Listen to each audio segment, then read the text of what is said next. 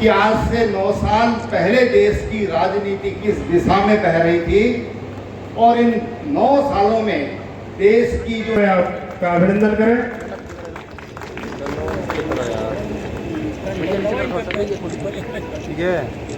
मैं निवेदन करूंगा अपने स्थान पर खड़े होकर के करतल ध्वनि से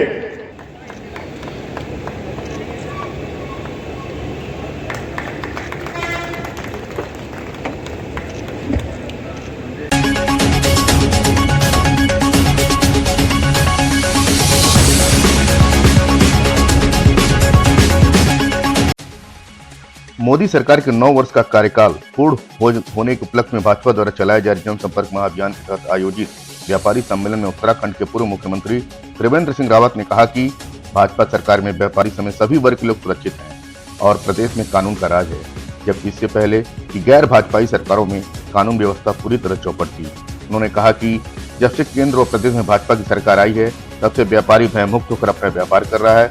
उत्तर प्रदेश में अब निवेश लगातार बढ़ता जा रहा है। देश प्रदेश में हाईवे का निर्माण तेजी से चल रहा है। हर जिले में कॉलेज बनाए जा रहे हैं। मोदी सरकार ने बैंकिंग व्यवस्था में सुधार लाकर भ्रष्टाचार से मुक्ति दिलाने का काम किया।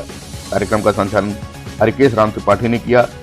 चेयरमैन प्रतिनिधि महेश उमर, ब्लॉक प्रमुख राम आशीष राय ने सभी अतिथियों को अंग वस्त्र देकर सम्मानित किया। वहीं भाजपा के प्रदेश कार्यकारिणी के सदस्य माया शंकर शुक्ल ने पूर्व मुख्यमंत्री त्रिवेंद्र सिंह रावत को अंग वस्त्र एवं स्मृति चिन्ह देकर सम्मानित किया। सम्मेलन में जिला अध्यक्ष युधिष्ठिर सिंह, स्वतंत्र सिंह, देवरिया से संजय सिंह, शत्रुघ्न कसौदन, सतर प्रकाश दुबे, स्वतंत्र सिंह, अखंड शाही, श्रीकांत सोनी, लक्ष्मी नारायण गुप्ता, सबल सिंह, दुर्गेश मिश्र, सुनील सिंह, गंगा सोनी, गंगा शाही, प्रभुनाथ सोनी, राजकुमार गुप्ता एवं दीपक तिवारी सहित देवरिया, बांसगांव, गोला, ब्रज, रुद्रपुर के सैकड़ों व्यापारी मौजूद रहे। कि आज से 9 साल पहले देश की राजनीति किस दिशा में बह रही थी और इन 9 सालों में देश की जो राजनीति है, जो निर्णय लिए गए, जो सरकार ने काम किए, वो देश को किस दिशा की ओर ले जा रहे हैं, कितना आगे बढ़ाने का काम इन 9 सालों में हुआ है, उसको लेकर के हमको जनता के बीच में जाना है। ये 9 साल आपको ध्यान होगा कि माननीय प्रधानमंत्री जी ने बैंकिंग व्यवस्था में एक बड़ा भारी परिवर्तन किया और वो परिवर्तन था जीरो बैलेंस के बैंक अकाउंट खोलने वाला।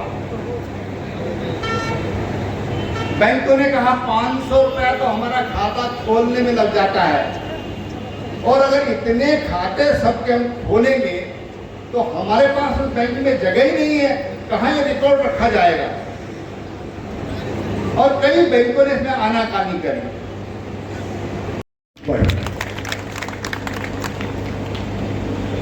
गांव शहर पर निर्भर है, शहर गांवों पर निर्भर है। गांव का डेवलपमेंट होगा तो शहरों का विकास होगा, क्योंकि आज भी हमारे देश की 65 से 70% आबादी गांव में रहती है।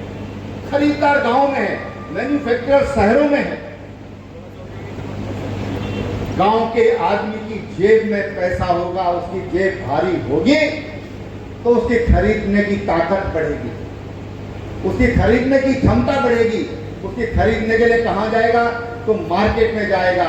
और इसलिए गांव, शहर के साथ साथ गांवों की जो जीडीपी है, गांव की जो ग्रोथ रेट है, गांव की जो ग्रोथ है, उसको बढ़ाने के लिए किसानों के लिए तमाम योजनाएं माननीय प्रधानमंत्री जी ने लागू की हैं। किसान सम्मान निधि, किसानों को सपोर्ट देने के लिए किसान सम्मान निधि, कम ब्याज पर उनको ऋण उपलब्ध कराना, उनको हर खेत को पानी देने का काम। कुसुम योजना के अंतर्गत आप अपना ट्यूबवेल सोलर से चलाइए, जितना पैसा उससे ज्यादा बिजली पैदा होगी उतनी सरकार नेशनल ग्रिड में डाल दीजिए, उससे आपको उल्टी इनकम भी होगी। इस तरह की ऐसी योजनाएं और बेहतर पर्याप्त पानी उसको मिले ताकि वो खेती उसकी अच्छा उत्पादन दे सके। ये किसानों की जेब भरने के लिए तमाम ऐसी योजनाएं चल रही हैं। आपकी गोरखपुर की जो फैक्ट्री थी खाद बनाने वाली, वो बंद पड़ी थी। 3 फैक्ट्रियां देश के अंदर बंद पड़ी हुई थी। हम विदेशों से आयात कर रहे थे, और मैं ये भी कहना चाहता हूं कि हमारी फैक्ट्रियां बंद नहीं होती, उसके पीछे कांग्रेस की गलत सोच थी, अपने निजी सोच थी, क्योंकि विदेशी कंपनियों से जब खरीदते हैं तो उससे मोटा कमीशन लेने के लिए ये फैक्ट्रियां बंद कर दी गई। किसानों के जेब पर डाका डालने का काम, देश के भंडारों पर डाका डालने का काम ये कांग्रेस ने किया। आज वो फैक्ट्री चालू हो गई, अब नैनो यूरिया की तरफ हम आ रहे हैं। कभी कट्टे में बोरी में हम यूरिया खाद ले जाते थे, आज बोतल में हम यूरिया खाद ले जाएंगे।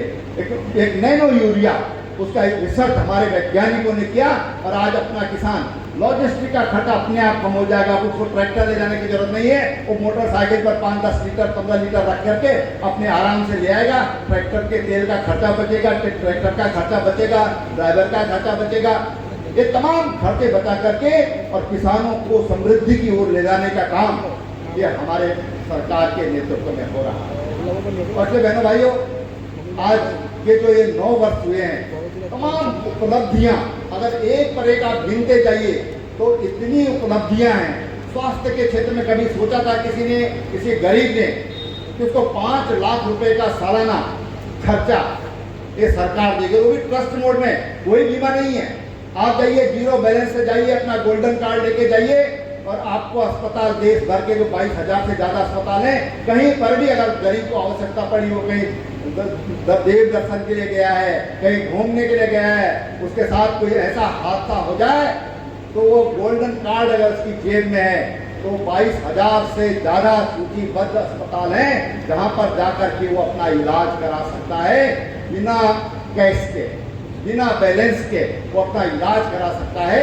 ऐसे 50 करोड़ की आबादी को दुनिया की सबसे बड़ी स्वास्थ्य योजना, जिसको आयुष्मान भारत नाम दिया गया, उस योजना को देने का काम हमारे प्रधानमंत्री जी ने किया।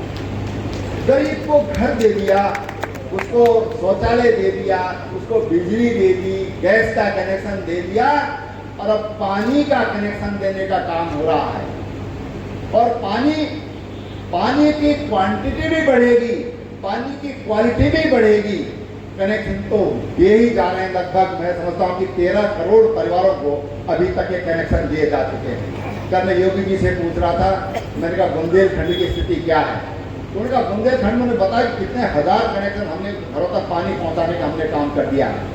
आज बहुत बेहतर तरीके से काम हो रहा है, आदमी के जीवन के स्तर को सुधारने का काम हो रहा है। तमाम एम्स खुल गए, प्रत्येक लोकसभा क्षेत्र में मेडिकल कॉलेज ये आज ऊपर काम चल रहा है। तो तमाम तरह का जो इंफ्रास्ट्रक्चर चाहिए तो वो देने का काम हमारी सरकार कर रही है।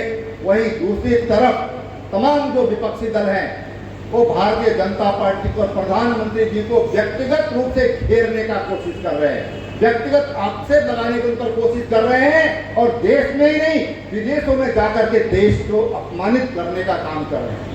आपने सुना होगा अभी 2-3 दिन से बहुत चर्चा में राहुल गांधी ने किस तरह से बात की है। उससे पहले भी जब वो विदेश में गए थे उन्होंने किस तरह से वहां पर भारत का चित्रण किया था।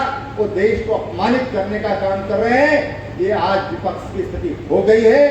हम सकारात्मक राजनीति चाहते हैं, हम विकास की राजनीति चाहते हैं, हम विकास के मुद्दों पर जनता के बीच में जाना चाहते हैं। मैं आपसे यही अपील करने आज आया हूं यहाँ पर कि आप जाइए, व्यापारी हैं, कितना सुलभ कर दिया है जीएसटी से व्यापार। आज व्यापारी सम्मान के साथ कह सकता है, आज व्यापारी को अपमानित नहीं होना पड़ेगा। आज इस तरह की व्यवस्थाएं आज हमारी सरकार ने किए हैं, आपकी सरकार ने किए हैं। इन सारी चीज़ों को लेकर के हम जनता के बीच में जाएं, जनता को समझाएं, जनता से बातचीत करें। इसी निमित्त, इसी अनुरोध के लिए हम आपके बीच में आए हैं। बहुत देर हो गई, बोलने का भी बहुत कुछ बोला जा सकता है, मैं भी थक गया हूँ बोलते बोलते सबसे से। तो मैं आप सबसे यही अनुरोध करने यहाँ पर आया हूँ कि आप सब लोग आज पार्टी का जो 1 साल का जो अभी समय रह गया चुनाव का, हम सब लोग कटिबद्ध होकर के और माननीय नरेंद्र भाई मोदी को फिर एक बार देश का प्रधानमंत्री बनाने के लिए, हम आगे बढ़ाने के लिए हम सब लोग एक संकल्प लेकर यहाँ से जाएं। इसी अनुरोध के साथ मैं अपनी बात समाप्त कर रहा हूँ। भारत माता की जिंदाबाद, जिंदाबाद जिंदाबाद, नरेंद्र मोदी जिंदाबाद, जिंदाबाद जिंदाबाद, त्रिवेंद्र सिंह रावत जिंदाबाद, त्रिवेंद्र सिंह रावत जिंदाबाद। आप सभी लोग, ये भी बस कार्यक्रम अपने अंतिम चरण में है। आभार ज्ञापन के उपरांत जलपान की व्यवस्था है, जलपान ग्रहण करके ही यहाँ से जाएंगे, ऐसा हमारा विनम्र भाव से निवेदन है। आप सभी लोग बस 4 ड्यूटी पे मुस्तैद व्यापारी हैं। सम्मेलन आज था, लेकिन जीएसटी पर कोई चर्चा क्यों नहीं हो पाई? नहीं, जीएसटी चर्चा के लिए यहाँ नहीं जीएसटी पर कई व्यापारी का कई सारा कंफ्यूजन है। जीएसटी को लेकर कोई चर्चा के लिए मैं यहाँ पर नहीं आया हूँ। जीएसटी लागू हुई है, उससे देश की जीडीपी बढ़ी है और व्यापारियों को सुविधा हुई है। अखिलेश यादव जी ने ट्वीट किया है कि अखिलेश 9 साल यादव ने पूरे क्या 10वें साल में गई है सरकार, लेकिन ये अपने कार्यकाल के अंत में जा रही है। अब अखिलेश यादव अपने अंत को अगर भारतीय जनता पार्टी का अंत मान ले तो उसमें कैसे कहा जा सकता है? क्या लग रहा है उनको संभलने की जरूरत है, 2024 को लेकर के उनको संभल कर चलने की जरूरत है। चलिए सर, आप 2024 के लिए तैयारी चलिए।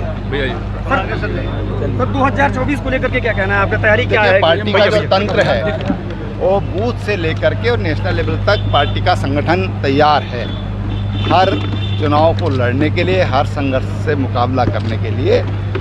और भारतीय जनता पार्टी संगठन बेस्ड पार्टी है, विचारधारा पर आधारित पार्टी है, वो अपना काम कर रही है। कोई भी चुनाव होगा फिर भारतीय जनता पार्टी फतेह करेगी। और थैंक यू सर।